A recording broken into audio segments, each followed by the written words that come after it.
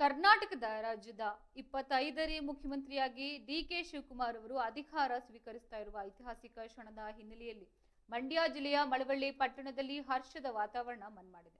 DK Shivakumar ಅಭಿಮಾನಿ ಬಳಗ ಹಾಗೂ ಒಕ್ಕಲಿಗರ ಸಂಘದ ವತಿಯಿಂದ ಪಟ್ಟಣದಾದ್ಯಂತ ಭರ್ಜರಿ ವಿಜಯೋತ್ಸವವನ್ನು ಆಚರಿಸಲಾಯಿತು. ಇನ್ನು ಪಟ್ಟಣದ ಪ್ರಮುಖ ಅನಂತರಾಮ್ ವೃತ್ತದಲ್ಲಿ ಜಮಾಯಿಸಿದ ನೂರಾರು ಅಭಿಮಾನಿಗಳು ನೂತನ ಮುಖ್ಯಮಂತ್ರಿ ಡಿಕೆ ಶಿವಕುಮಾರ್ ಪರವಾಗಿ ಜೈಕಾರವನ್ನ ಹಾಕಿ ಪಟಾಕಿಯನ್ನ ಸಿಡಿಸಿ ಹಾಗೂ ಸಾರ್ವಜನಿಕರಿಗೆ ಸಿಹಿಯನ್ನ ಹಂಚಿ ಸಂಭ್ರಮಿಸಿದರು. ಈ ವೇಳೆ ಬ್ಲಾಕ್ ಕಾಂಗ್ರೆಸ್ ಮಾಜಿ ಅಧ್ಯಕ್ಷ ಚೊಟ್ಟನಹಳ್ಳಿ ರಮೇಶ್ ಮಾತನಾಡಿ, ಪಕ್ಷದ ಮೇಲಿನ ನಿಷ್ಠೆಯನ್ನ ಗುರುತಿಸಿ ಹೈಕಮಾಂಡ್ ಡಿಕೆಶಿಗೆ ಸಿಎಂ ಪಟ್ಟವನ್ನ ನೀಡಿದೆ. ಅವರು ಮುಂದಿನ ಅವಧಿಗೂ ಮುಖ್ಯಮಂತ್ರಿಯಾಗಿ ಮುಂದುವರಿಬೇಕು ಎಂದು ಒಕ್ಕಲಿಗ ಸಂಘದ ಅಧ್ಯಕ್ಷ ನಾಗೇಶ್ ಅವರು ಮಾತನಾಡಿ, ಮಾರೇಹಳ್ಳಿ ಲಕ್ಷ್ಮೀ ನರಸಿಂಹಸ್ವಾಮಿ ರಥೋತ್ಸವದ ಪುಣ್ಯ ದಿನದಂದೇ ಡಿಕೆಶಿ ಸಿಎಂ ಆಗ್ತಾ ಇರೋದು ದೈವೇಚ್ಛೆ. ಇವರ ಆಡಳಿತದಲ್ಲಿ ರಾಜ್ಯ ಮತ್ತಷ್ಟು ಅಭಿವೃದ್ಧಿಯನ್ನ ಕಾಣಲಿ ಎಂದು ಹಾರೈಸಿದ್ರು.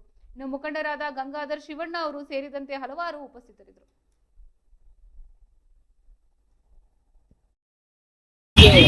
ಶಿವಕುಮಾರ್ ಅವರು ರಾಜ್ಯದ 25ನೇ ಮುಖ್ಯಮಂತ್ರಿಯಾಗಿ ಇವತ್ತು ಪ್ರಮಾಣ ಸ್ವೀಕಾರ ಮಾಡ್ತಾ ಇದ್ದಾರೆ.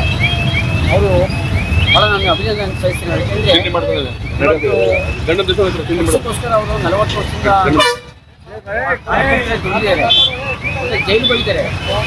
ಸೋನಿಯಾ ಗಾಂಧಿ ಆದೇಶ ರಾಹುಲ್ ಗಾಂಧಿ ಯಾವತ್ತೂ ಕೂಡ ಅವ್ರು ತಪ್ಪಿಲ್ಲ. ಅವರು ಎಂಥ ಸಂದರ್ಭದಲ್ಲೂ ಕೂಡ ಬಿಜೆಪಿ ಹೋಗಿಲ್ಲ, ಜೆಡಿಎಸ್ ಹೋಗಿಲ್ಲ. ಪಕ್ಷದ ತಾಯಿ ಸಮಾನ ಪಕ್ಷನ ಪೂಜೆ ಮಾಡ್ಕೊಂಡಂಥ ವ್ಯಕ್ತಿಗೆ ಇವತ್ತು ಹೈಕಮಾಂಡ್ ಡಿಕೆ ಶಿವಕುಮಾರ್ನ ಇವತ್ತು ಮುಖ್ಯಮಂತ್ರಿ ಸ್ಥಾನ ಕೊಡ್ತಾ ಇದೆ. ಭಾಳ ಹೈಕಮಾಂಡ್ಗೆ ಮತ್ತು ಈ ರಾಜ್ಯ ಜನತೆ ಮೇಲೆ ಸಿದ್ದರಾಮಯ್ಯರಿಗೆ ಭಾಳ ವಿಶೇಷವಾಗಿ ಸಿದ್ದರಾಮಯ್ಯ ಸರ್ ಗೌರವ ಸಿದ್ದರಾಮಯ್ಯ ಅವರು ಭಾಳ ಕೊಟ್ಟು ಮಾತು ತಿಳಿಸ್ಕೊಂಡಿದ್ದಾರೆ.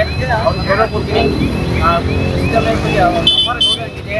ಮತ್ತು ಈ ರಾಜ್ಯದ ಮುಖ್ಯಮಂತ್ರಿ ಡಿಕೆ ಶಿವಕುಮಾರ್ ಜನಗಳಿಗೆ ಪಬ್ಲಿಕ್ಗೆ ಒಳ್ಳೇದು ಮಾಡಲಿ, ಈ ರಾಜ್ಯ ಜನತೆಗೆ ಆಸೆ ಮತ್ತು ನಿರುದ್ಯೋಗಿಗಳಿಗೆ ಒಳ್ಳೆಯ ಅವಕಾಶ ಕಲ್ಪಿಸಿಕೊಳ್ಳಿ ಅಂತ ನಾನು ಬೇಡ್ಕೊಳ್ತೇನೆ. ನನ್ನ ಮಾತು ಮುಗಿಸ್ತೀನಿ.